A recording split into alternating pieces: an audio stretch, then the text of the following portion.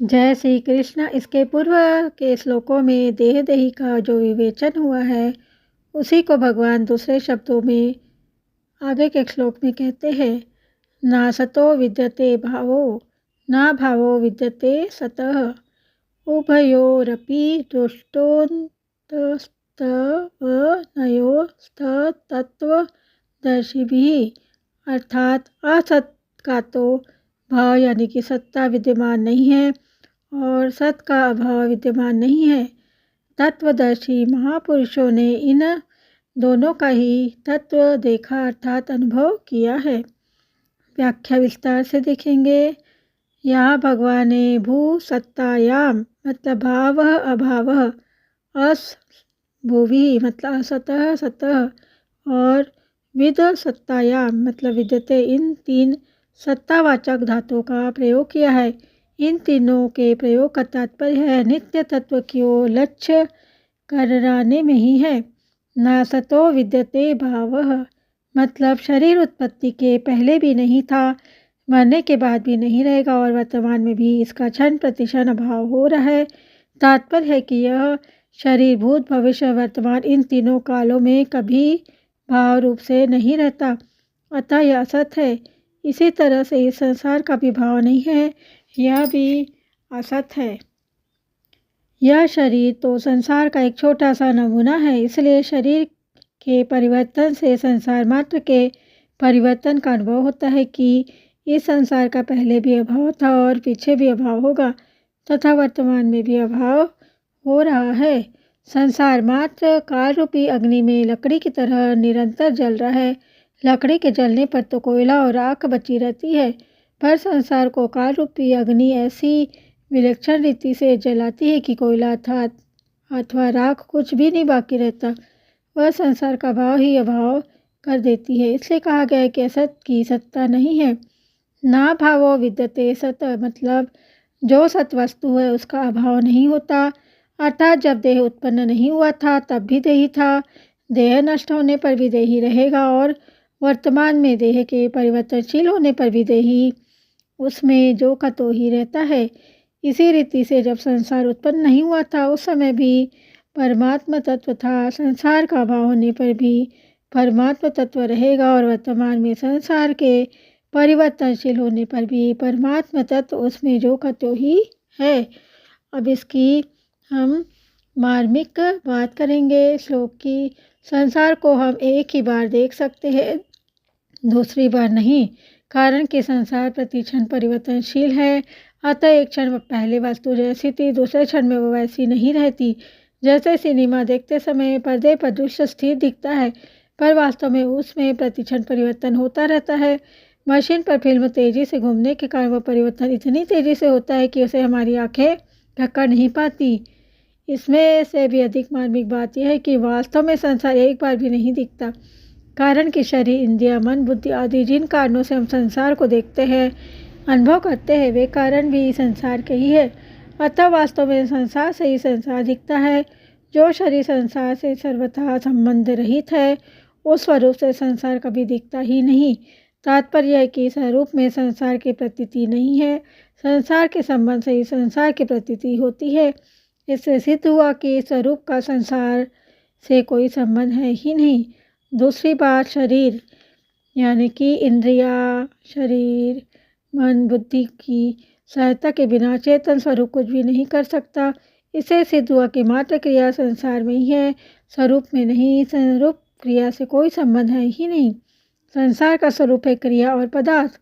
जब स्वरूप का न तो क्रिया से और न ही पदार्थ से कोई संबंध है तब यह सिद्ध हो गया कि शरीर इंद्रिया मन बुद्धि सहित संपूर्ण स्वभाव संसार का भाव है। केवल परमात्मा तत्व का ही भाव है, सत्ता है, जो निर्लिप्त रूप से सबका प्रकाशक और आधार है। उभयोरपि दृष्टो न तवन योस्त तत्व दर्शिभिः मतलब इन दोनों के अर्थात सत असत ही देह के तत्व को जानने वाले महापुरुषों ने इनका तत्व देखा है। इसका निचोड़ निकाला है कि केवल एक सत्य तत्व ही विद्यमान है। असत वस्तु का तत्व भी सत है और सत वस्तु का तत्व भी सत है, अर्थात दोनों का तत्व एक सत ही है। दोनों का तत्व भाव रूप से एक ही है। सत असत इन दोनों के तत्व को जानने वाले महापुरुषों के द्वारा जानने में आने वाला एक सत तत्व ही है। असत की जो सत्ता प्रतीत होती है वह सत्ता भी वास्तव में सत ही है। सत की सत्ता से ही असत सत्तावान होता है।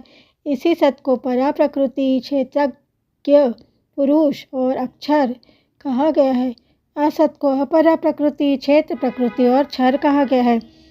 अर्जुन भी शरीरों को लेकर शोक कर रहे हैं। युद्ध करने से सब मर जाएंगे। इस पर भगवान कहते हैं कि क्या युद्ध न करने से ये नहीं मरेंगे? असत तो मरेगा ही और निरंतर मर ही रहा है, परंतु इसमें जो सतरूपी है उसका कभी अभाव नहीं होगा। इसलिए शोक करना तुम्हारी बेसमझी ही है।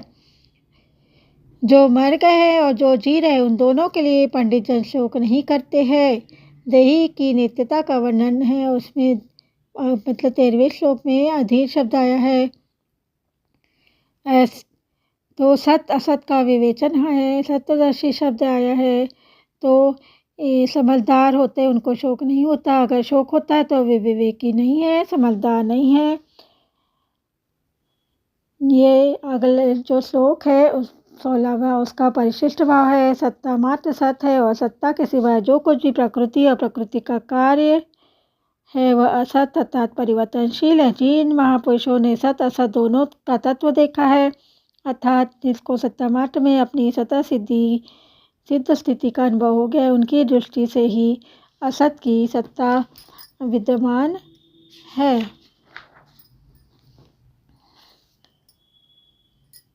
सत का भाव विद्यमान है ही नहीं, अर्थात सत्ता मात्र के सिवाय कुछ भी नहीं है। ना सतो विद्यते भावो ना भावो विद्यते सत। इसका मतलब है कि संपूर्ण वेदों, पुराणों, शास्त्रों का तात्पर्य ये भाग हुआ। असत और सत दोनों की प्रकृति और पुरुष, क्षर अक्षर, शरीर शरीरी, अनित्य अनित्य, नाशवान अविनाशी आदि अनेक नामों से कहा गया है। देखने, सुनने, समझने, चिंतन करने, निश्चय करने आदि में जो कुछ भी आता है वह सब असत है। जिसके द्वारा देखने, सुनने, चिंतन आदि करते हैं वह भी असत है और दिखने वाला भी असत है। ना सतो विद्यते भाव पदों का अर्थ है असतः भाव न विद्यते, अर्थात असत की सत्ता विद्यमान नहीं है, प्रत्युत असत का भाव ही विद्यमान है, क्योंकि इसका निरंतर अभाव परिवर्तन होता रहता है। असत वर्तमान नहीं है, असत उपस्थित नहीं है, असत प्राप्त नहीं है, असत मिला हुआ नहीं है, असत मौजूद नहीं है, असत कायम नहीं है, असत उपस्थित नहीं है। जो वस्तु उत्पन्न होती है उसका नाश अवश्य होता है, यह नियम है। उत्पन्न होते ही तत्काल उस वस्तु का नाश शुरू हो जाता है। उसका नाश इतनी तेजी से होता है कि उसको दो बार कोई देख भी नहीं सकता, अर्थात उसको एक बार देखने पर फिर दोबारा उसी स्थिति में नहीं देखा जा सकता। यह सिद्धांत है कि जिस वस्तु का किसी भी क्षण अभाव है उसका सदा अभाव ही है, अतः संसार का सदा ही अभाव है। संसार को कितनी भी सत्ता दे, कितना भी महत्व दे, पर वास्तव में वह विद्यमान है ही नहीं। असत प्राप्त है ही नहीं, कभी प्राप्त हुआ ही नहीं, कभी प्राप्त होगा ही नहीं। असत का प्राप्त होना संभव ही नहीं है। ना भावो विद्यते सत पद का अर्थ है सत का भाव विद्यमान नहीं है, प्रत्युत सत का भाव ही विद्यमान है, क्योंकि इसका कभी अभाव परिवर्तन होता ही नहीं। जिसका अभाव हो जाए उसको सत कहते ही नहीं। सत की सत्ता निरंतर विद्यमान है, सत निरंतर वर्तमान है, सत निरंतर उपस्थित है, सत निरंतर प्राप्त है, सत निरंतर मिला हुआ है, सत निरंतर मौजूद है, सत निरंतर कायम है। किसी भी देश, काल, वस्तु, व्यक्ति, क्रिया, घटना, परिस्थिति, अवस्था आदि में सत का भाव नहीं होता, कारण कि देश, काल, वस्तु आदि तो असत परिवर्तनशील है, पर सत जो का दो रहता है उसमें किंचित मात्र भी परिवर्तन नहीं होता, कोई कमी नहीं आती। परमात्मा तत्व को कितना ही अस्वीकार करे, उसको कितनी भी उपेक्षा करे, उसमें कितना ही विमुख हो जाए, उसका कितना ही तिरस्कार करे, उसका कितना ही युक्तियों से खंडन करे, पर वास्तव में उसका अभाव विद्यमान है ही नहीं। सत का अभाव होना संभव ही नहीं है। सत का अभाव कभी कोई कर ही सकता नहीं। उभयोरपि दृष्ट, इसका अर्थ है तत्वदर्शी महापुरुषों ने सत तत्व को उत्पन्न नहीं किया है, प्रत्युत देखा है, अर्थात अनुभव किया है। तात्पर्य है कि असत का भाव असत का भाव दोनों के निष्कर्ष को जानने वाला जीवन मुक्त तत्व के महापुरुष एक सत तत्व को ही देखते हैं, अर्थात स्वतः वास्तविक स्वाभाविक एक है का ही अनुभव करते हैं। असत तत्व का भी सत है, असत का तत्व भी सत है। ऐसा ज्ञान होने पर महापुरुषों की दृष्टि में एक सत्य तत्व के सिवाय किसी भी स्वतंत्र सत्ता रहती ही नहीं। जब तक असत की सत्ता है तब तक विवेक है। असत की सत्ता मिटने पर विवेक ही तत्व ज्ञान में परिणित हो जाता है। तत्व ज्ञान है अंत में और दृष्ट में अनुभव है, अर्थात विवेक तत्व ज्ञान में परिणित हो गया और सत्ता माटी शेष है कि एक सत्ता के सिवाय कुछ नहीं है। यह ज्ञान मार्ग ही सर्वोपरि बात है। संसार में भाव और अभाव दोनों दिखते हुए भी अभाव मुख्य रहता है। परमात्मा में भाव अभाव दोनों दिखते हुए भी भाव मुख्य रहता है। संसार में भाव के अंतर्गत भाव अभाव है और परमात्मा में भाव के अंतर्गत भाव अभाव है। दूसरे शब्दों में संसार में नित्य वियोग के अंतर्गत संयोग वियोग है और परमात्मा में नित्य योग के अंतर्गत योग वियोग मिलन विरह है। अतः संसार में अभाव ही रहा और परमात्मा में भाव ही रहा।